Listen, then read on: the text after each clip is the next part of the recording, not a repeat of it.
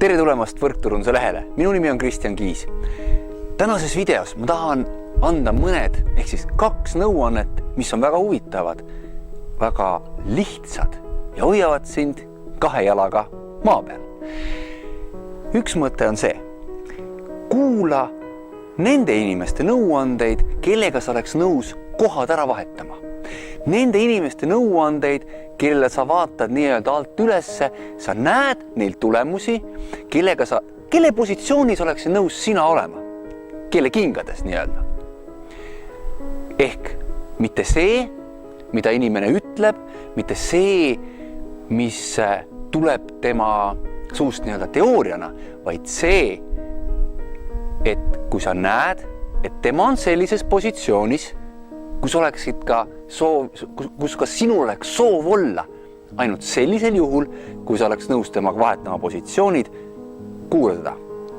Teine hea nõuanne on see, et inimesed alati või pigem, ütleme, on siis tunnevad vaimustust või põnevust või on solvunud, kui midagi juhtub.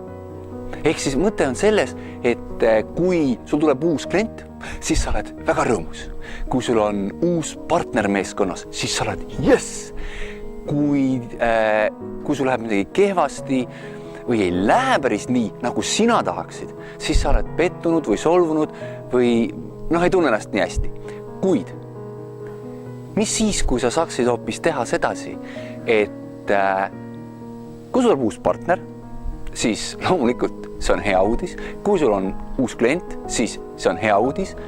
Aga ära lase oma emotsioonidel nii palju kõikuda, mitte niivõrd sellest, kuivõrd sellest, et sa saad küsida inimeselt küsimuse. Helista talle, räägi temaga, saa inimestega kokku ja keskendu kogu aeg tegutsemisele, kogu aeg küsi küsimusi, helista, kogu aeg hoia kontakti ja ole parem sellest huvitatud, ole sellest vaimustunud, et sa saad inimesega suhelda, et sa saad küsimusi küsida, sest kui sa küsid, siis sa saad vastuseid. Kui sul on vastused, siis nüüd sa tead, mis on järgmine samm, mis tuleb järgmiseks teha ja küsides küsimusi jõuad sina oma äris edasi. Ma loodan, et sa said siit videost väärtust. Kui sul tekkis mõtteid, ole hea, kommenteeri siia video alla, jaga seda teistega ja minu soov sulle on, et ka sina sooviksid saada professionaalseks võrkturundajaks, sest et meil on parem tulevik. Nüüd lähme ja räägime sellest tervele maailmale. Mina tänan.